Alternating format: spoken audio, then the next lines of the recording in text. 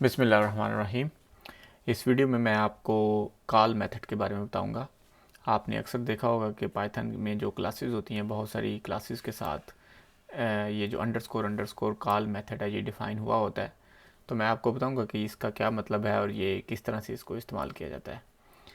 तो इस वीडियो का जो मटेरियल है उसको आप इस वेबसाइट पे pythonseco.read the docs के ऊपर, इस यूआरएल के ऊपर आप इसको आपको मिल सकता है। मैं इसका जो लिंक है वो वीडियो के डिस्क्रिप्शन में आपको दे दूंगा। और अगर आप इस वीडियो के इस मटेरियल को एक जुपिटर नोटबुक के तौर पे डाउनलोड करना चाहें तो आप यहाँ पे इसके बॉटम में जाके और यहाँ पे डाउनलोड जुपिटर नोटबुक के ऊपर क्लिक करें तो यहाँ पे आप देख रहे हैं कि जुपिटर नोटबुक जो है IPyNB फाइल जो है वो डाउनलोड हो गई है।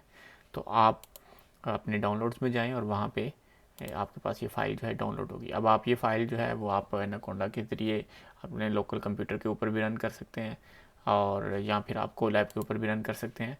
तो कोलैब पे रन करने के लिए मिसाल के तौर पे आप कोलैब पे जाएं और colab.research.google.com पे जाएं और वहाँ पे जब आप जाएंगे तो यहाँ पे आप अपलोड पे जाएं और अपलोड में चूज़ फाइल, और चूज़ फाइल में फिर आप इसको बताएं, आपने उसका लिंक दें इसको और आप इसको अपलोड करें तो आपकी ये जो नोटबुक है, जो इस लेसन का जो मटेरियल है वो आप कोलैब के ऊपर रन कर सकते हैं।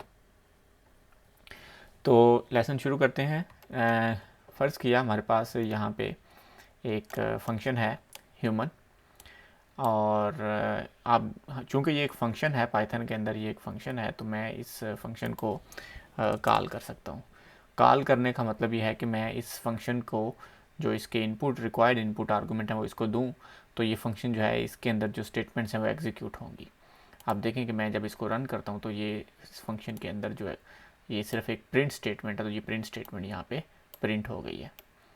अब अगर मैं चाहूँ कि किसी क्लास का जो इंस्टेंस है वो भी इस तरह से ही एक्ट करे जैसे यहाँ पे ये फंक्शन एक्ट कर रहा है, यानी उसको भी मैं कॉल कर सकूँ। मिसाल के तौर पे हमारे पास ये क्लास है, अगर मैं इसका इंस्टेंस यहाँ पे ये देखें, यहाँ पे मैं इसका इंस्टेंस क्रिएट कर रहा हूँ। ठीक है, ये कैपिटल एच से ह्यूमन क्लास का मैं इंस्टेंस क्रिएट कर रहा हूँ जिसको मैं स्मॉल एच वाला ह्यूमन, ये इसका इंस्टेंस है।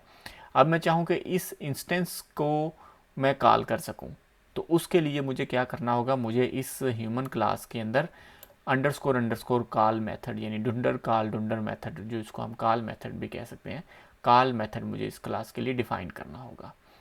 जिस क्लास का ये कॉल मेथड डिफ़ाइन होगा हम उस क्लास के इंस्टेंस को कॉल कर सकते हैं, उसको एग्जीक्यूट कर सकते हैं। मिसाल के तौर पे यहाँ पे देखें कि मैं इस क्लास में जो इसका कॉल मेथड है वो सिर्फ ये प्रिंट कर रहा है। देखिए ये स्टेटमेंट प्रिंट कर रहा है।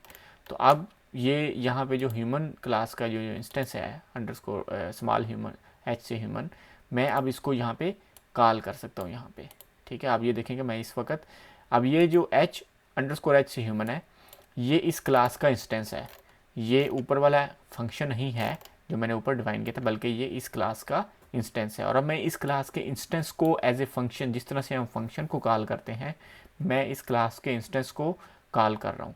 तो जब मैंने इसको कॉल किया तो आप देखें, या जब मैंने इसको एग्जीक्यूट किया तो आप देखें कि यहाँ पे उस क्लास में जो इस अंडरस्कोर कॉल मेथड के अंदर जो स्टेटमेंट थी वो यहाँ पे एग्जीक्यूट हो गई, यानी वो प्रिंट हो गया मैसेज।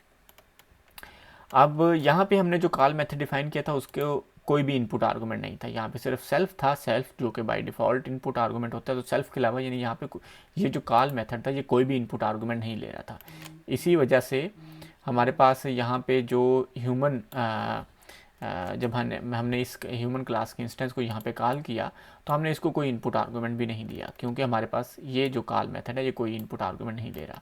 लेकिन अगर हम चाहें तो हम इसको कोई सभी ये कॉल मेथड जो है ये कोई इनपुट आर्गूमेंट ले सकता है। जैसे कि यहाँ पे आप देखें कि जो डुंडर कॉल मेथड है इसको एक इनपुट आर्गूमेंट चाहिए कैरेक्टरिस्टिक।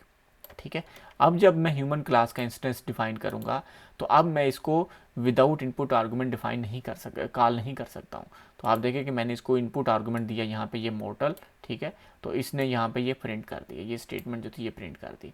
इसी तरह से हम कोई सा भी यानी ऑप्शनल या कीवर्ड आर्गूमेंट्स भी इस कॉल मेथड को दे सकते हैं। यानी ये कॉल मेथड जो ये just like normal class method है।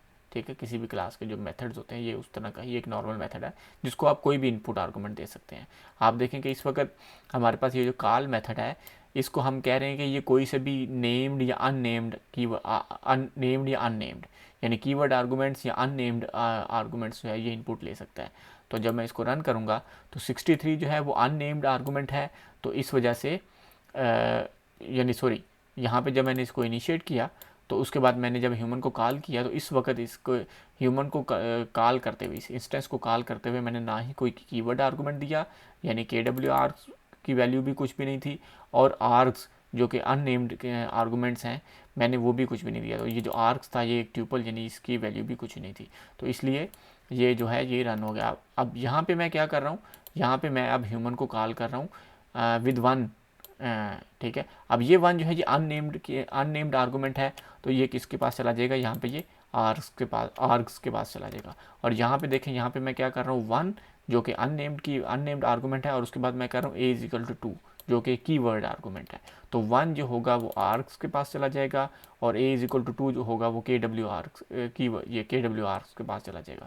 तो अब जब मैं इसको रन करूँगा तो आप देखें कि जो डिक्शनरी के तौर पे प्रिंट हुआ वो वो ये चीज़ प्रिंट हुई, और जो ट्यूपल के तौर पे प्रिंट हुआ वो ये चीज़ प्रिंट हुई, ठीक है।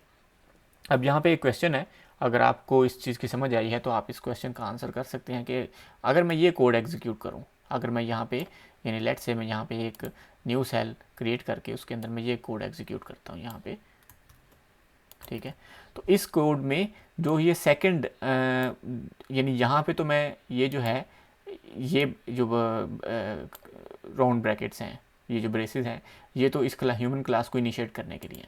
तो ये जो दूसरी वाली ब्रेसेस हैं यानी ये जो राउंड ब्रैकेट्स हैं ये किस लिए, इनका क्या मीनिंग है, तो आपने इसका आंसर करना होगा।